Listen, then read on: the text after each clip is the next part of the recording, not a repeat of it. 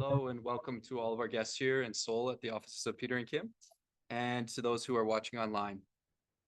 This is a hybrid webinar co-sponsored by AmCham Korea Legal Affairs Committee and the International Center for Dispute Resolution, which is the international division of the American Arbitration Association. We have been planning this event for quite some time, and I want to thank our co-sponsors and the staff and the panelists for all their help in coordinating this. My name is Ari Ernesti, and I will be moderating this session today. I'm a senior foreign attorney here at Peter and Kim in Seoul, qualified in New York and England and Wales. I serve as counsel and arbitrator in cross-border disputes on a variety of topics, including construction, energy, insurance, and finance. Today's session is entitled, When Arbitration Needs a Helping Hand, Leveraging the Courts for Interim Relief, Discovery, and Enforcement. The goal here is to identify and elaborate on some of the many litigation tools that can be used in connection with international arbitration to push forward your ultimate goals of maximizing the chance of settlement, winning the case, or obtaining or preventing the recovery of assets. Without further ado, I would like to introduce you to the members of the panel for this English session, which will be followed by networking and then a Korean language session at 11 a.m. Ara Cho is a partner at Peter and Kim in Seoul, specializing in international arbitration and litigation across jurisdictions throughout the world and other legal systems. She's an attorney qualified in Korea and a graduate of Seoul National University and Stanford Law School. Ara has represented clients in major investor state and commercial disputes, including cases on large-scale power plants, refineries, and real estate. Ara is also an arbitrator listed with KCAB and HKIC.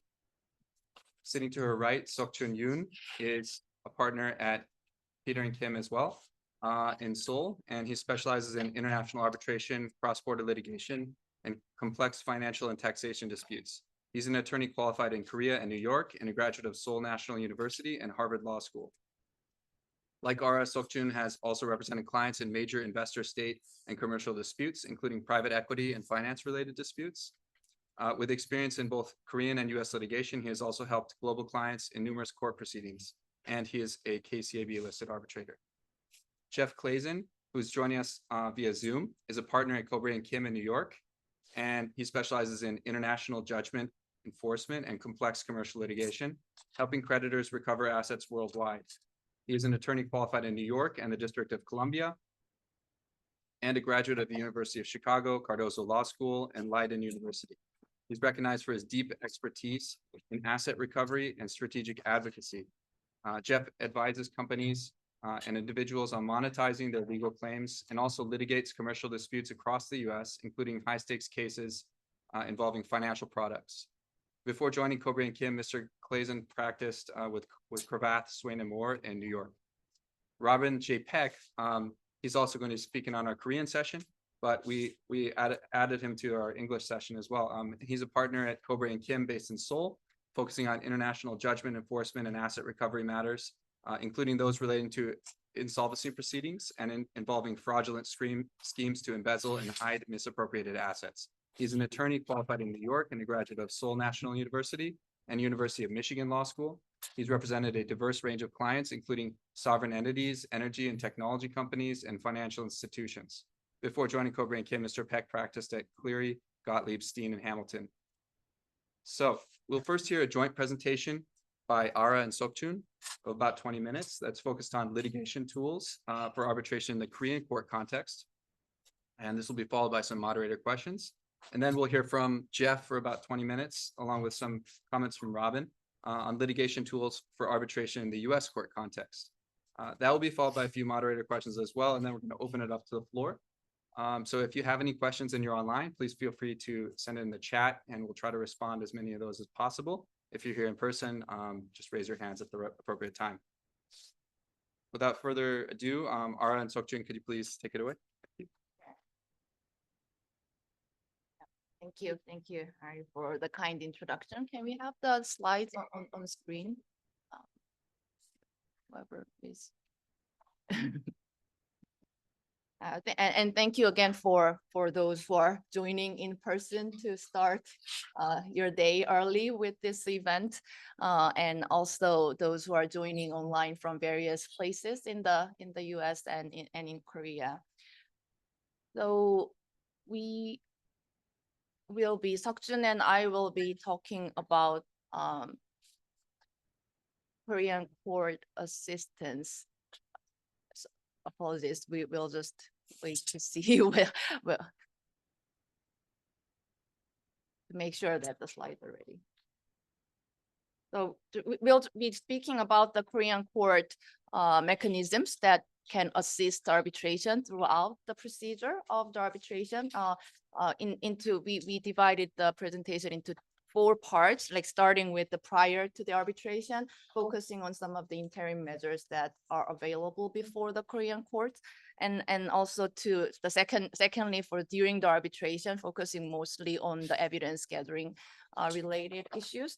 And then thirdly, award enforcement, the decision from the court once the final award has been issued.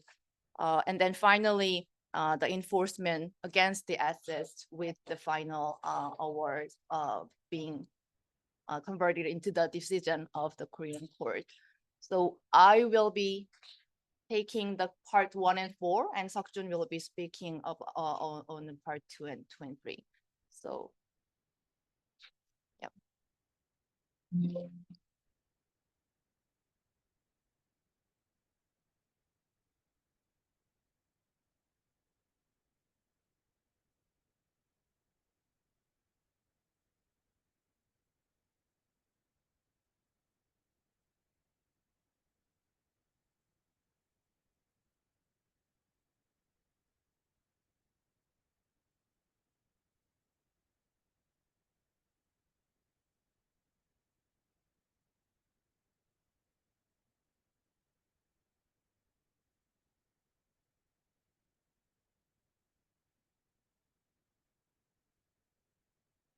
Everyone see.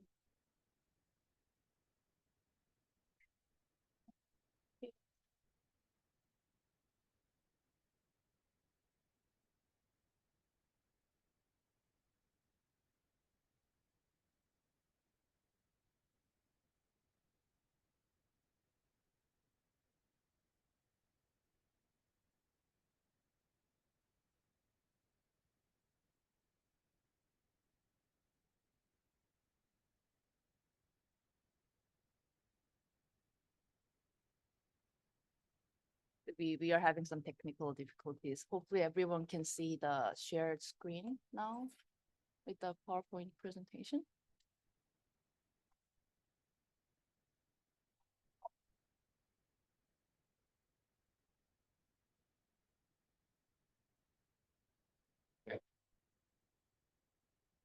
Okay, yeah, we can directly move on to slide 5, starting with the interim measures available before Korean courts.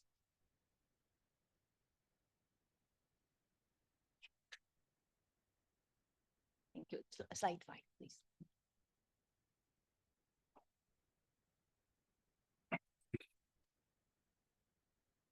The prior to the arbitration, the key role of Korean court would be one of the key roles of the Korean court would be interim measures, including the provisional attachment and preliminary injunction. Under Korean Arbitration Act, parties can apply for interim measures in Korean courts regardless of where the arbitration is stated. This is expressly provided in Articles 2 and 10 of the Korean Arbitration Act. And broadly, there are 2 types of interim measures. Firstly, the provisional attachment. This is most common type of interim measures, which is used to prevent the debtor from dissipating the assets so that the creditor or the applicant or the future claimant of the arbitration can ensure satisfaction of a later arbitral award. It is intended to attach the debtor's assets to secure the ability to enforce a future arbitral award on monetary claims. So the requirements are I think, probably similar to other jurisdictions as well to secure the applicant has to prove the claim to be preserved and the necessity for preservation. And the necessity for preservation is accepted when it is considered that the enforcement of an underlying merits award would be impossible or extremely difficult without a provisional attachment. And the creditor needs to present prima facie evidence to show the 2 requirements are met. the provisional attachment in Korean courts are proceeded with very fast, relatively fastly. So it is usually issued within few weeks from the application, even as fast as a week. And secondly, the preliminary injunction, that's for, there are two types within the preliminary injunction, and one is to temporarily prohibit the debtor from disposing of a particular property. This could be similar to provisional attachment, but it applies to cases where the claim is non-monetary, for instance, transfer of an object, and the injunction to prevent transferring that object until the marriage proceeding has been finalized. And then the second type of injunction would be to temporarily preserve the status quo. For instance, injunction like to stop the construction, or injunction to prevent a corporation's board resolution. So for instance, there was a case where shareholder dispute between Korean party and foreign party, shareholder of a Korean company, and one of the parties sought for a preliminary injunction to prevent resolution of certain issue in general shareholder meeting of the company, which was granted by a Korean court. And ex parte, the second bullet point in the slide, ex parte. So the provisional attachment is in principle, in practice, mostly done ex parte. So without the order is issued without having a hearing. And this is because the provisional attachment order needs to be issued promptly and prior to the notice to the debtor could undermine the effectiveness of the order. And both interim measures are available before filing the lawsuit or initiating the arbitration. So you don't need to start the marriage proceeding in order to apply for the interim measure before Korean court. And the success rate, this is very commonly used, then because it is ex parte and the level of proof required by the court are lower than that of marriage proceeding, the success rates are pretty high, like 85% for provisional attachment application and 72% for preliminary injunction application, according to the court's statistic material as of 2023.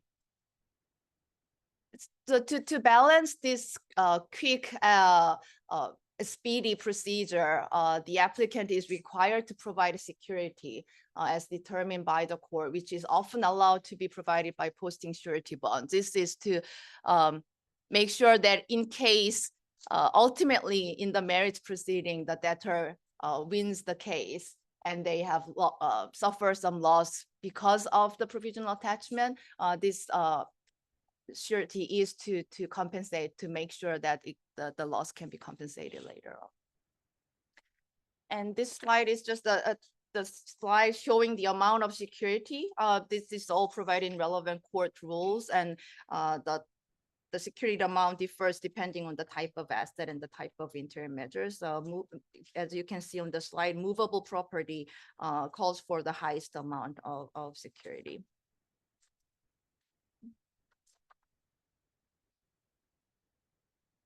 And then moving on to the effect of provisional attachment. When the provisional attachment order is rendered against certain asset, the respondent is prohibited from disposing that as attached asset. For instance, transferring title or providing as collateral. And in particular, when the receivable is the target of the attached asset, the court orders the third party debtor who is liable to pay to the respondent not to make the payment. The court also may order the third party debtor to submit a statement containing relevant information so that the applicant can assess the value of the receivable. And upon receiving such an order, the third party debtor submits the statement informing the court and the applicant, the creditor, the existence of the receivable, the amount of the receivable, and whether there is another interested party for that receivable.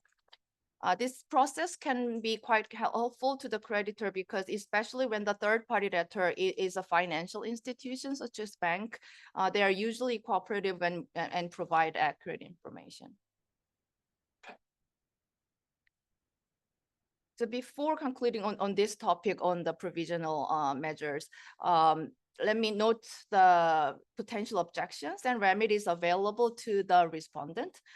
So first, they can, of course, appeal the interim measure order. And when the appeal is made, this turns into more of a regular litigation process. So the court reassesses the creditor's initial provisional attachment application after holding a hearing with both parties attending.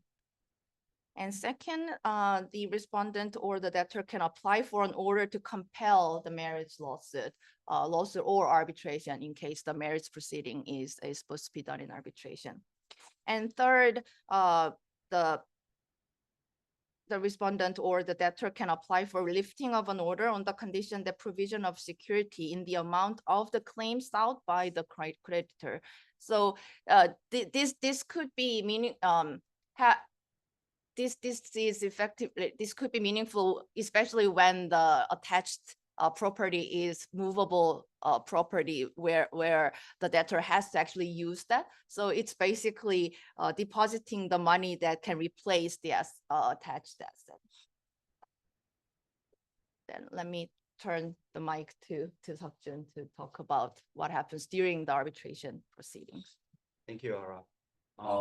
Before moving on to the next stage, which is during the arbitration proceedings, I wanted to note that those pre-arbitration interim measures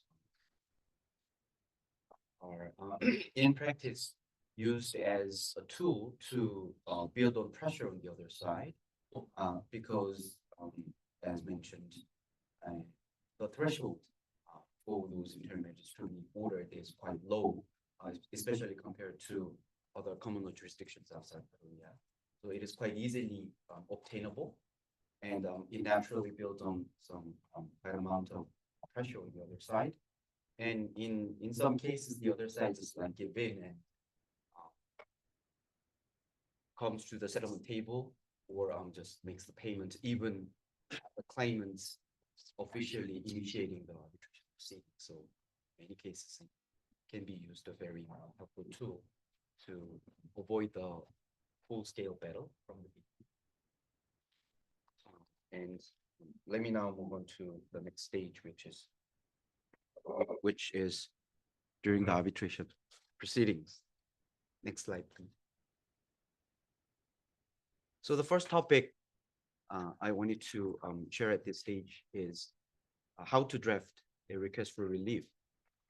And this is also related to the later phase of the dispute, which is enforcement of an arbitral award.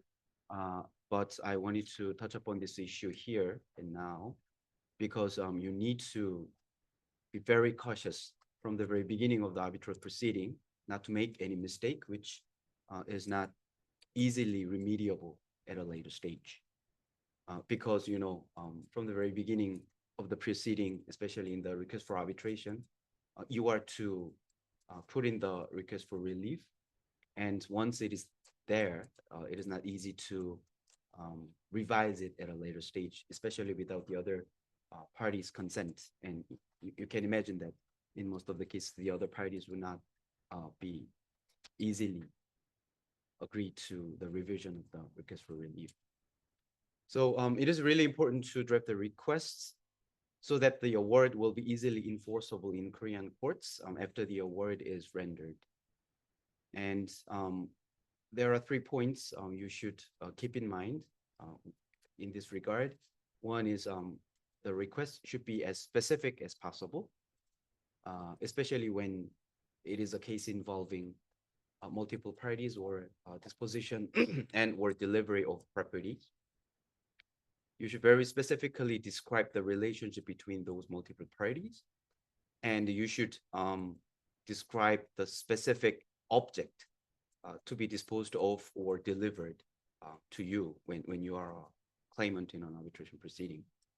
Because in the enforcement stage, the Korean courts, the enforcement agency, such as court bailiff, reviews and look at the dispositive section of the award and that section only. So you cannot easily get the help from the other parts of the award, including the reasoning or any other description of the dispute. So you should try to include all the specific details of the object of the award in the request for relief, which will at a later stage to be translated into the dispositive section of the award. And this relates to the next part, which is that the request for relief should be freestanding. It should not refer to especially external documents, including the main contract. So the minimum you should do is to try to contain the specific description of the main contract if necessary, if you are to refer to that specific phrases in the main contract. At least it should be specifically explicitly cited in the award in the reasoning part, if not in the dispositive section. Of course, the best way is to have it in the dispositive section by having it referred to specifically in the request for relief from the beginning. But there may be some cases where it is not easily possible, considering the governing law of the dispute and some other practical considerations. But at least it should be specifically referred to in the reading part of the award. And the conclusion part is the best advice in this regard is just try to find a right Korean lawyer who can draft the request for relief for you so that it resembles other requests for relief in other Korean litigation, because that's what the Korean court will feel the most comfortable, and the Korean enforcement agency would find it very easy to enforce at the real execution stage. And another point I wanted to share is the evidence and taking of evidence. And there are two subparts about this topic. The first one is the Korean court itself to take evidence. So in this case, the Korean court, upon one of the parties' request, may take evidence and provide such records to the arbitral tribunal without delay. So in this route, it will be the Korean court itself to take the evidence under relevant Korean procedural rules. And after that, it just conveys the result of the evidence taking to the arbitral tribunal. And the second route, another route, is requesting for the court's assistance in taking evidence. And in this case, the Korean court would just order witnesses and holders of the documents to appear before the arbitral tribunal and or submit documents to that tribunal. So in this case, it will be the arbitral tribunal itself which takes the evidence, and the Korean court is just assisting outside the proceeding to the witness or the document holder to cooperate with the proceeding before the arbitral tribunal. And for information, there's no 1782 application or its equivalent in Korea. So in this regard, it is relatively limited here in Korea to obtain court's assistance regarding taking evidence for arbitration proceedings. For arbitration seated outside Korea, the taking of evidence part will be governed by the applicable law of the seat or wherever that cooperation is requested from. So first you need to look into that governing law of that seat or the place where the evidence is located. And if it is possible for Korean court to initiate a process to request for cooperation from that court, that foreign court, then you can request the Korean court to initiate the proceeding under the relevant mutual agreement between the two states or the Korean domestic legal proceedings under judicial assistance mechanisms.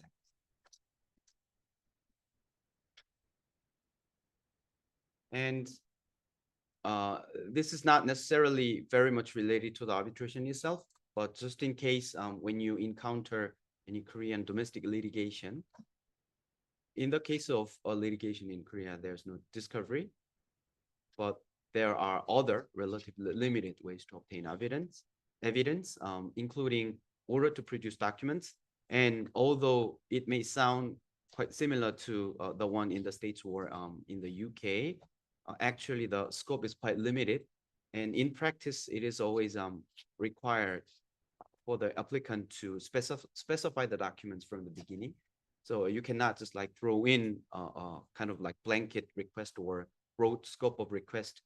So the other side should produce the documents falls into a certain category of description. You should in most of the in almost all of the cases specify the documents to be produced from the beginning. And that is when that is possible, the document folder is required to comply unless specific legal exceptions apply. More broader way to obtain documents, and in practice, this is the one usually used by Korean litigants and counsel, is factual inquiries. With this, the court requests that third parties provide relevant documents and or confirm specific facts.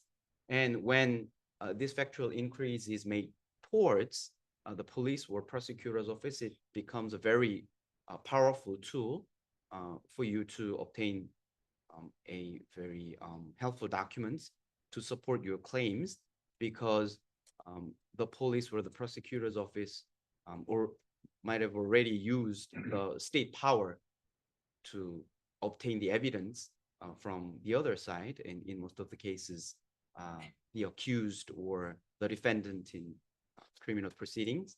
And you can use those documents, which has already been obtained by the state agency to support your claims in civil proceedings. And you can ask the court in that civil proceedings to request for documents from police officers or prosecutors' offices.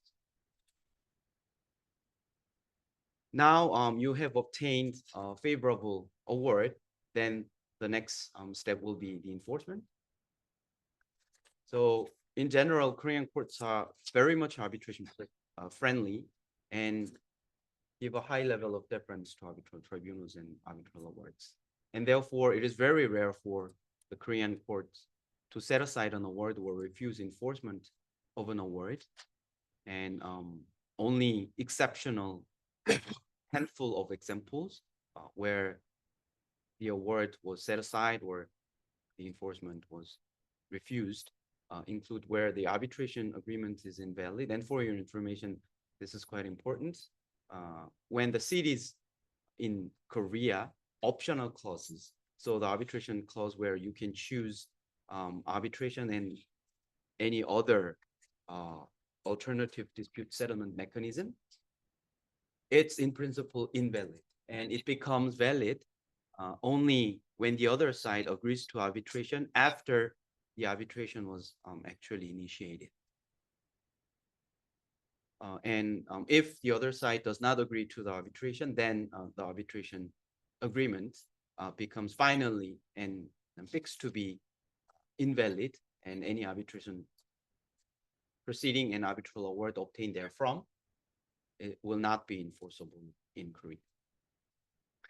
And another example is, this is very natural. The award that was paid after the award is issued, then, I think there will be no one who would say that the arbitral award to still be enforced, kind of like double recovery, even if the debt was already paid. And the third example, quite extreme, as you can see on the slide, is where the arbitrator served as legal counsel for one of the parties in a related ongoing cases with factual and legal issues. This comes to the this raises a severe question about the arbitrator's integrity, and it is again very natural for the Korean court, even Korean court, to refuse enforcement. There has been a amendment to the Korean Arbitration Act in 2016 to make it more expeditious and easy for an arbitral award to be enforced. So now currently it'll be the court decisions to enforce the award.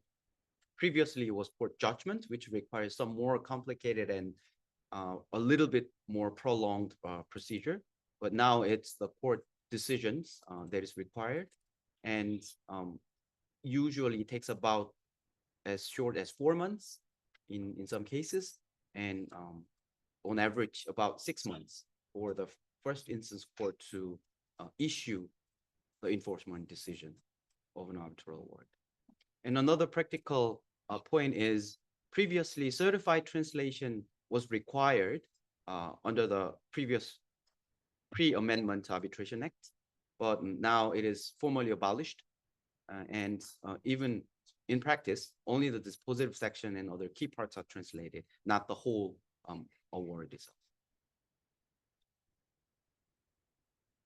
From the defendant's perspective, we've been talking about mostly from the perspective of the claimant, but from the other side's perspective, it is quite helpful to use this tool, which is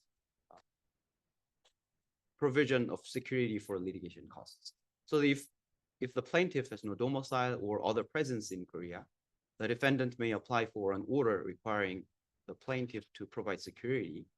And with this order, the plaintiff is ordered to provide security for all 3 instances, all the way up to the Supreme Court, for legal counsel fees and stamp duty and service fees. So sometimes it can be as high as or expensive as hundreds of thousands of US dollars. And I've personally witnessed a couple of cases where the other side, the applicants, the plaintiff, just dropped the case after being ordered to provide this much amount of security. So from the defendant's perspective, it may be a very powerful tool. But again, from the plaintiff's perspective, security may be provided in the form of a surety bond, similar to other cases Ara just mentioned for the interim measure. And the tricky part is when there is no presence in Korea of the defendant, of the plaintiff, it is not easy to obtain the surety bond because, the insurance company will not be easily providing the surety bonds, considering the case where the plaintiff who has no presence in Korea just lose the proceeding and is obligated to pay the damages to the defendants. And when the insurance company pays that amount on behalf of the plaintiff, and it'll be really difficult for the insurance company go outside Korea and pursue those claims outside Korea. But when you have a right counsel, sometimes it'll be magical to get a surety bond based on the relationship of that specific counsel and the insurance company. You can imagine that sometimes a specific counsel is a repeated client for that insurance company. So you may want to take this into consideration as well. And another part to keep in mind is this application must be filed before responding to the merits of the case. So you should know this tool from the very beginning, and you should not lose the time, right time. Once the decision to enforce an award is issued at the first instance court, you can immediately enforce the order without waiting that decision to become final and conclusive. And again, from the other side's perspective, the defendant may request the suspension of enforcement, typically upon the provision of security as ordered by the court. Now back to Ara. Yeah. Very briefly on the final point on the actual enforcement against the assets. So if you have the provisional attachment in place, it would mean that you have already identified the assets. So it can be easily converted to the actual attachment and enforcement procedure auction and so forth as soon as you obtain the enforcement decision from the court. But if not, and you are at that stage, have to identify the assets. The Korean law provides a tool under a Civil Execution Act where the applicant can apply to the court for an order requiring the respondent to appear before the court and submit a list of assets under oath.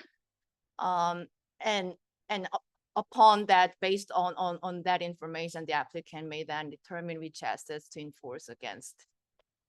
And the actual enforcement mechanism is depends on the type of assets, and real estate and movable property, both of them, the usual way would be to seize and then sold through an auction, and then the purchase money would be distributed to the creditor. And if there are multiple creditors, that would be distributed in a way that's set out in the law, which priority and others. And for the real estate, another way of execution is it can be subjected to compulsory administration, meaning that the court administration would be managing the real estate and use the source of the revenue benefits from that from managing the real estate, and use that as an asset to be paid to the creditors. And as for finally for the receivable, after the attachment, so the attachment and collection order can be issued, or attachment and assignment order can be issued. So in terms of the collection order, once that's been issued, the applicant may directly demand payment from that third party without really involving the debtor, the original debtor. And in case of an assignment order, the applicant may require the respondent to assign the attached receivable to the applicant. And one thing to note on the receivable is the third party debtor may deposit the money when he or she receives the provisional attachment order. So because the third party debtor, they are kind of not, they don't want to get into the dispute. So once they receive the provisional order, they just deposit the money and let the court and two disputing party figure out what to do with that. So if that's the case, at this stage, it will be just the creditor going to the depository office and ask for that deposited money as a means of enforcement. Okay, so that concludes our presentation. Thank you for listening. Thank you very much, Ara and Sokchun. It's going to take us a minute to get up the next presentation. So if you don't mind, I'll just ask you a couple quick questions. For Ara, since you talked about provisional attachment, what would you recommend in your view? What type of assets are most effectively or commonly targeted in provisional attachment proceedings in Korea? Yes, thank you. So I think I talked a lot about receivable because that could be a practically very effective means of the type of assets that can be credited, that can be attached. And especially if you compare that with the interim measure issued by the tribunal, where it can only bind the disputing parties. This receivable, it's actually prohibiting the third party debtor from paying the money, and it has a full binding effect. So in that sense, I guess receivable. And then in terms of real estate, we have the registry system where it's the publicly available, the ownership of and the collateral status of the real estate. So in that sense, that can be one of the effective type of asset for enforcement. Thank you. And for Sokchun, since you talked about enforcement a little bit, I just wanted to ask, set aside is a big issue in arbitration. And if there's a set aside proceeding in a foreign jurisdiction, a foreign seat, will the Korean courts stay the enforcement proceedings? And do Korean courts refuse to enforce awards that are set aside in the foreign seat? Yes, basically it's Korean court's discretion whether to stay the proceeding or not under that circumstances. And in one of my previous cases, there was a set-aside proceeding underway in Denmark, which was the seat of the arbitration. In that case, the Korean court decided to stay the proceeding until the first instance court from the Denmark set-aside proceeding is rendered. And after that, it recommends the lift the stay and recommends the proceeding to review the enforcement application while cautiously and closely reviewing what is going on in Denmark. And ultimately, the set-aside application in Denmark was dismissed. And at the time, the Korean court finally rendered its own. At the time, it was judgment to enforce the order. Thank you. Without going on, let's go on to Jeff now, and please enlighten us, Jeff, with the U.S. perspective. Thank you, and thank you for having me. And let me just start by saying that I was experiencing some technical issues with my internet connection. So if I freeze up or disappear, then Robin, who's my partner in Seoul, will take over. And he may chime in anyway, but I just wanted to let you know that it might disappear, unfortunately. But hopefully things will go well. All right, our presentation is somewhat long in the number of slides, and I know we have a limited amount of time. So what I'd like to do is go through this very quickly. Um, the first part of it is really focused more on enforcement of judgments in the United States, and then drawing a comparison and a contrast with arbitration.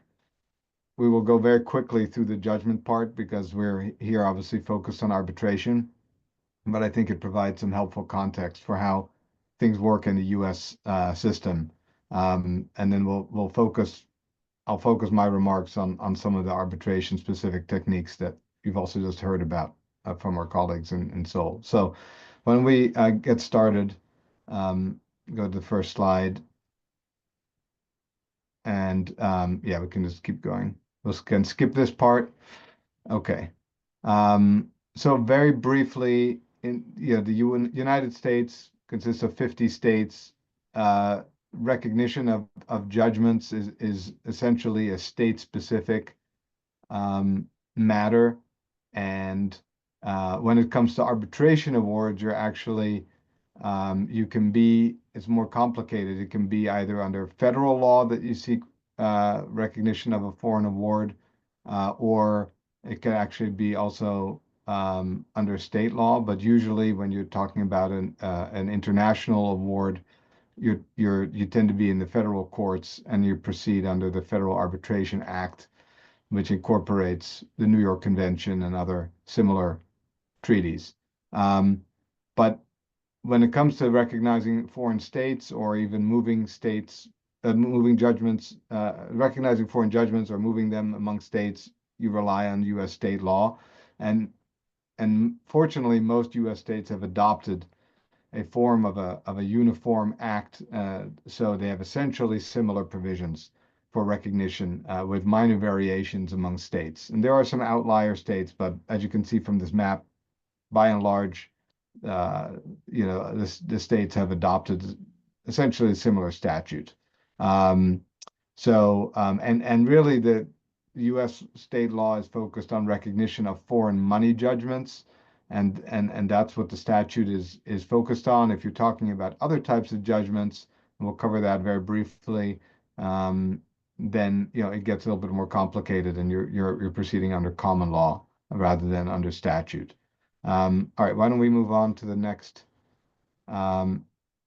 page? Yeah, and essentially these are the requirements for recognition of a foreign judgment. Money judgment has to be final, conclusive, and enforceable, and it has to be enforceable in the jurisdiction where the judgment was rendered. So, that can depend on the foreign law, whether it's enforceable, for example, when there's still an opportunity for appeal or not. All right, why don't we, yeah, and at the bottom you see very quickly that if essentially the judgment creditor demonstrates the applicability of the statute and that the basic requirements have been satisfied, then the burden shifts to the debtor to demonstrate a ground for non-recognition. All right, why don't we move on? Next slide, please. So these are generally pre-recognition tools, in the United States. And as you can see, fraudulent transfer action is not technically a provisional remedy, but it is something that's useful to think about in any kind of litigation if you maybe have arbitration going on in the U.S. or outside the U.S. or even litigation. It's a different proceeding that you can bring, but it can open up, it can provide relief, such as the unwinding of a transaction. It can even open up discovery, and we'll talk more about discovery because that in the United States is one of the, big selling points of litigating in the U.S. is that you have very, very broad discovery powers. And so many creditors come to the U.S. Just to try to take advantage of that. So, and then you have, some asset freezes we'll talk a little bit about, and, temporary restraining orders and injunctions, essentially similar to what you've just heard about.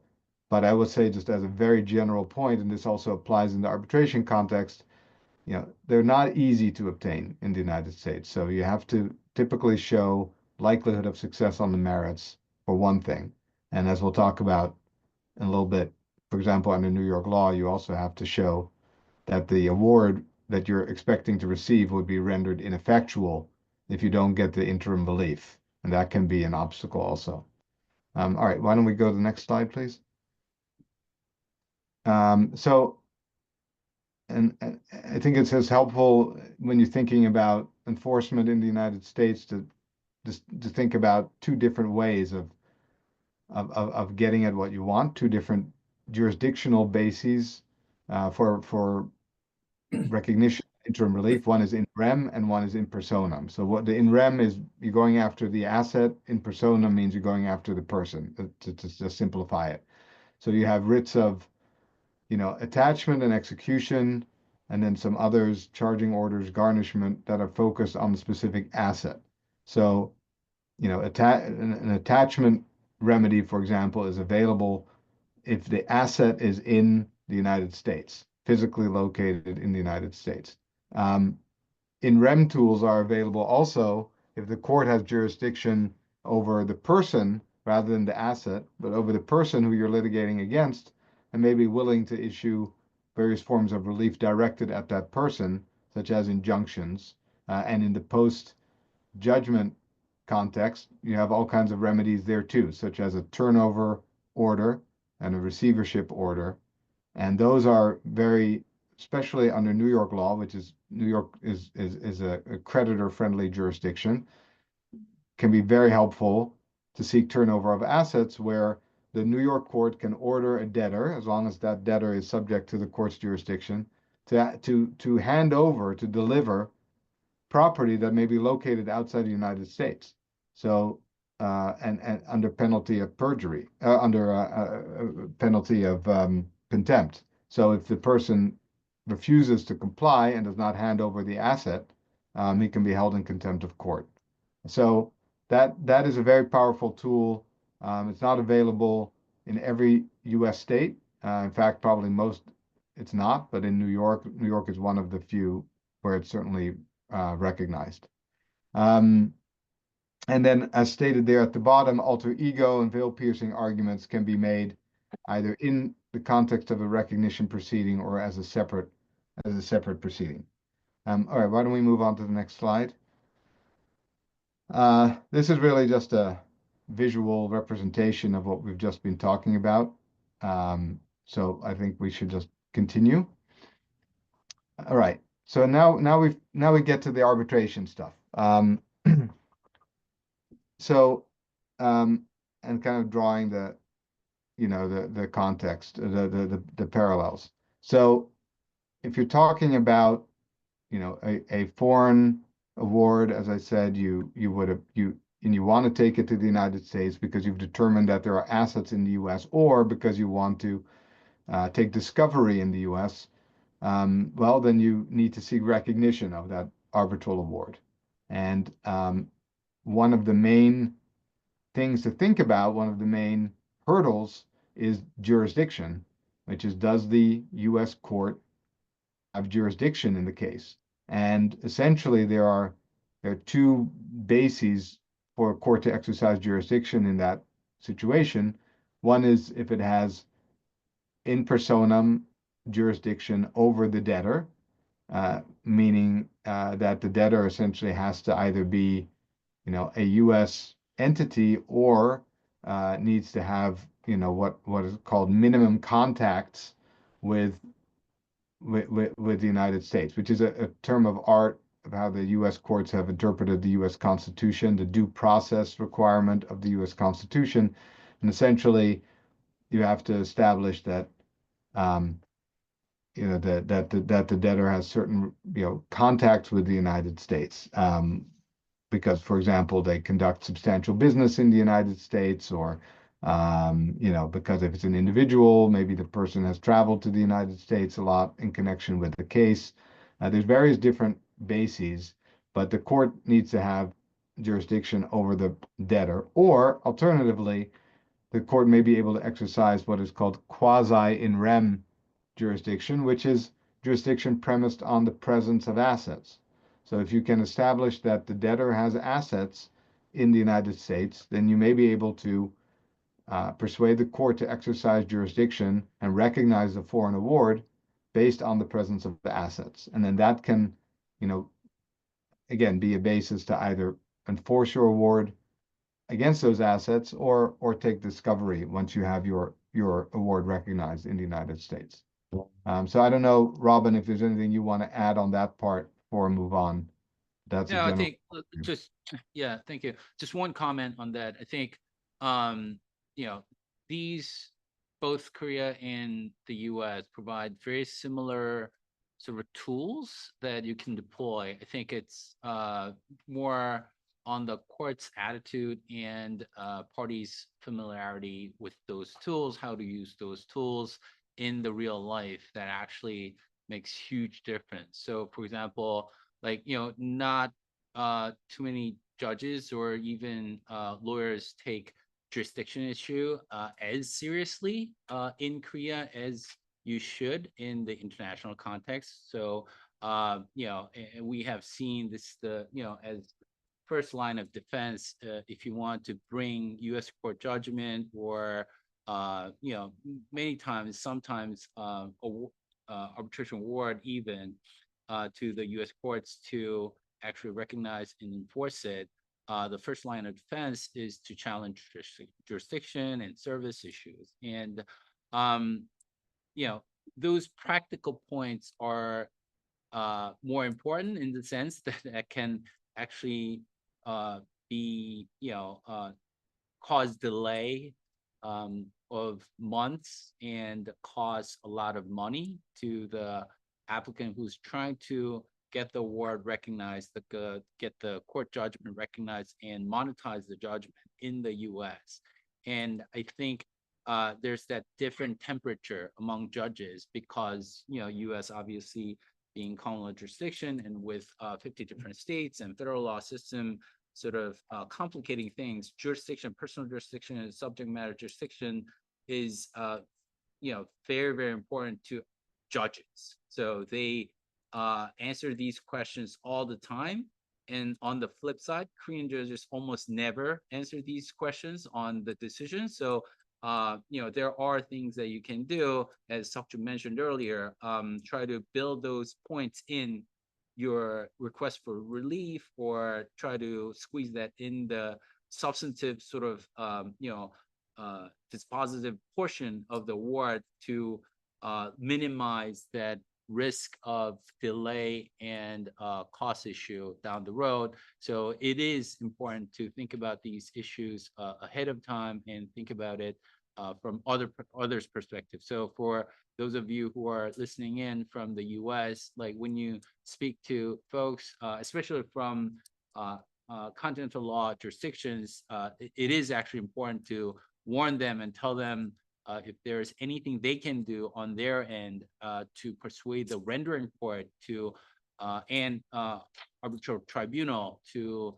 make these points as explicit as possible so that it's easier for you on the receiving end to bring to the US courts with minimum level of resistance. Yeah. And one thing I would add just quickly on recognizing a foreign judgment in New York, which is I think useful to know, is that the courts have recently, just a few years ago, taken an interesting approach where they have said that if you're enforcing a foreign judgment in New York and the debtor does not appear, does not show up to contest it, or does not at least raise a non-frivolous argument to contest it, then in that case, the New York court does not have to satisfy itself that it has jurisdiction. So you still have over the debtor. So you still have the issue that Robin pointed to, which is, did the foreign court that rendered the judgment have jurisdiction? And you're going to have to make a showing of that. But at least a New York court won't be concerned with establishing that it has jurisdiction also over the debtor and will recognize the judgment on the basis that it's essentially a ministerial act. It's just presented with a foreign judgment and has to stamp it effectively. Whereas if the debtor shows up and raises a non-frivolous defense, well, then the court says, well, in that case, we're really acting more in an adjudicative way. And now we will need to satisfy ourselves that we have jurisdiction over the debtor in order to render that decision. So it's an interesting kind of splitting the baby type of approach, but that's something to keep in mind when you're thinking that the debtor may not show up. It may be a way to get yourself into New York court, get yourself a New York judgment, get access to all the post-judgment discovery that New York law and US law provides by doing it that way. All right, why don't we move on to the next slide? Yeah, so this is a bit of a, I won't spend long on this, is essentially a bit of a comparison between the award and judgment recognition. I think we can move on from this. And I think we have a couple more slides. Yeah. So here, this I think is a part where is worth spending a little bit more time on because very arbitration focused. So, and I'm really speaking here about New York law. Every state has its own provisions, but a lot of arbitration, of course, is in New York, but also a lot of assets are in New York. So I think it's very relevant. New York law, like most state laws in the U.S., provides for interim remedies for in aid of arbitration. So you can get the preliminary attachments, preliminary injunctions. You can get attachments, essentially for preliminary in injunctions. You have to show, like as I mentioned before, likelihood of success on the merits. You have to show that there would be an irreparable injury if the injunction were not granted. You have to show a balance of the equities favors the party seeking the injunction. And then when you're doing this in aid of an arbitration, you have to also show that if you did not get the relief, then the award that you're expecting may be rendered ineffectual. So that's sort of an additional hurdle that you have to show, that it can't just be that you want this because it's nice to have. You have to show that if you don't get this, you may not be able to collect on your award at all. Similarly, for an attachment of a property that is in New York, you have to again show likelihood of success on the merits and that it would be rendered ineffectual, that the award would be rendered ineffectual if you didn't get it. Now, one very interesting provision that I think is relevant to all of us, international practitioners and clients who have, are dealing with international arbitration, is that a few years ago, New York law was amended to expressly allow for an attachment of assets in New York in aid of a foreign arbitration.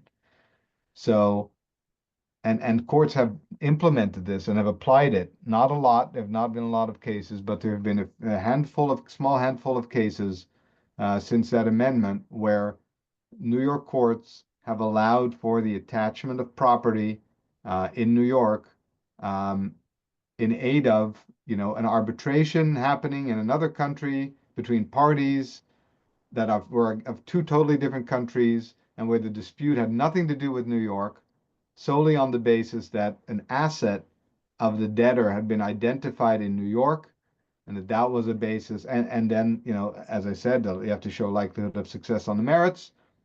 You have to show that the award would be rendered ineffectual, etc.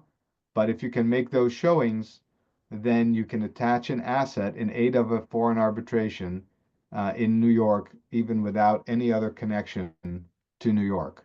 So I think that's the one you see here on the screen at the top, CPLR 7502 subsection C as in Charlie. That's what I was just referring to. And it's a very interesting provision. And there've been, as I said, a small handful of cases where courts have done exactly what I just articulated. So that's something to keep in mind. Now, the big challenge, of course, is to know whether the debtor has assets in New York. How do you know that? And so Especially when that you of course is a really, big challenge. do 1782. Well, yeah, exactly. So that might be You wanna something. cover that point? Yeah, I'm trying to see if we have a slide on that, but I think it's I definitely don't think worth. we have like separate slide on that, Right. but Let me spend just 1 minute on that because I do think it's very relevant. So, 1782, as probably many know, is a US statute that allows interested parties to a foreign proceeding to use, to gather evidence in the United States. It's not as broad as an ordinary discovery, or especially not as broad as post-judgment discovery. If you have a judgment in the US, in New York, state judgment or federal judgment, you have access to very broad asset searching tools. That's not what 1782 is. 1782 has to be limited and focused on getting information from a particular person or entity in the United States in aid of a foreign proceeding. And there's a number of things that you have to show. Now, there's been a very recent Supreme Court decision that has effectively prevented the use of 1782 in aid of commercial arbitration, essentially saying that foreign commercial arbitration did not constitute the type of tribunal or proceeding for which 1782 was designed. It left the door open for getting 1782 in aid of essentially state-supported institutional arbitral tribunals. So rather than say an ad hoc tribunal, a more formal state-supported institution that might qualify. But then there were some cases in New York where petitioners argued that, ICSID tribunal is precisely that. We should be able to use 1782, in aid of an ICSID proceeding. And at least the New York Court of Appeals said, no, that doesn't qualify either. So effectively, and although the door isn't completely shut, effectively, 1782 cannot be used to gather evidence, for the actual arbitration. But the story doesn't necessarily end there, because a creative litigant can think about other ways to use 1782 to still obtain relevant evidence. And I'll speak from a case that we're handling at the moment, where we are not seeking, where there is an arbitration going on in Europe, but we are not seeking evidence in aid of that arbitration. We are seeking evidence in aid of a foreign criminal investigation, because the facts that underlie that arbitration have also given rise to a criminal investigation in another European country, and 1782 expressly allows for evidence gathering in aid of criminal proceedings as well. And so we have succeeded in obtaining discovery in the United States for use in the foreign criminal proceeding. Now, it so happens that a victim of that crime in that foreign country has a right to access the prosecutor's case file. So it's certainly possible for the victim of the crime, who is a party to the arbitration, to request a copy of the case file from the prosecutor and then potentially introduce the evidence in there in the arbitration. That is not, that is not a violation of the rule that I just described. In our case, the other side argued vigorously that we were just seeking to do an end run around the Supreme Court's ruling, that we were effectively violating the Supreme Court's ruling because we were actually trying to use the evidence in the arbitration. But the court said, you have not established that. You've not established that there was bad faith. They've shown that they're seeking to use it in a criminal proceeding, and that's that. So it's just something to keep in mind, that there are ways to use 1782 in aid of, not in aid of arbitration, but in aid of a different proceeding that might still open up opportunities for using it elsewhere. So I understand we're out of time, so let me stop there, and happy to answer any questions. Thank you, Jeff. And yeah, I do think we're running short on time. Maybe if I could just ask one question to you and then open it to the floor for one or two questions. So with a 1782 application, sometimes Korean clients or American clients will have Korean court proceedings, and they might need to use 1782 for that. And we've heard from our Korean panelists that there's no real discovery in the way we conceive of it in America in Korea. I'm wondering how can you, if you have any tips on how parties can show that the Korean system is receptive to discovery, because that's one of the components of a 1782 application. Yeah, well, that's true. And you know, the standard in the US is not that you have to show that the foreign country allows for discovery in the same way that the US does. So that's not the requirement. It's really, as you said, it's that the foreign court would be receptive to the discovery, that it would allow the evidence to be introduced. So then that's really the question. If the Korean court would allow the evidence to be introduced, even if under Korean law you would not have the power to go out and seek that discovery yourself, well then, you know, that should generally be sufficient to satisfy the requirements for 1782 in the United States. So again, you have to, you know, the evidence has to be, or at least the person from whom you're seeking evidence has to be in the US, otherwise 1782 does not apply to begin with. But if you have that, you may be able to get that evidence and use it in Korea. Thank you. I don't see any questions from the online participants, but if anyone has a question in the room, please raise your hand. Otherwise, we can discuss this at the break time. Oh, we have one question here. Yes, for Korean panel.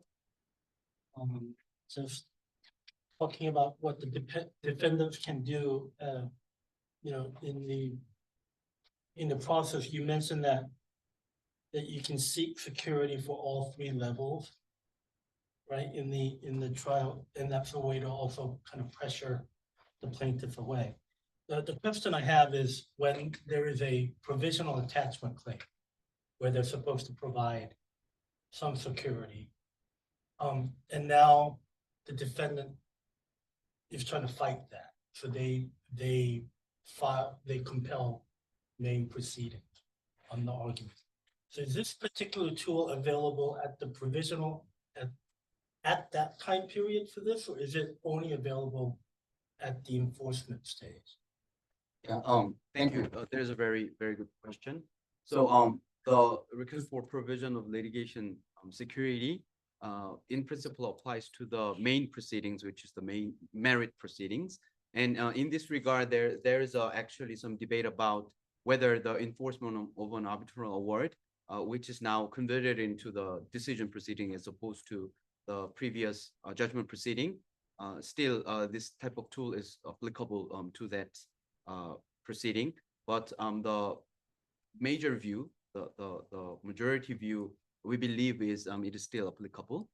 As to the application for the provisional attachment, it is strictly ex parte proceedings, and it is very typical type of non-judgment proceedings. And in this regard, the tool that we just discussed is not applicable to that ex parte application for a provisional attachment or a preliminary injunction. But as you mentioned, when it turns into, based upon the other side's application or request, turns into the main merit proceeding, including arbitration or some other type of court proceeding, and that court proceeding is before the Korean courts, and this provision of litigation cost request is still applicable. Thank you. And due to time pressure, I think we'll have to conclude it here. So thank you everyone for attending, and look forward to seeing you in the future. Bye-bye.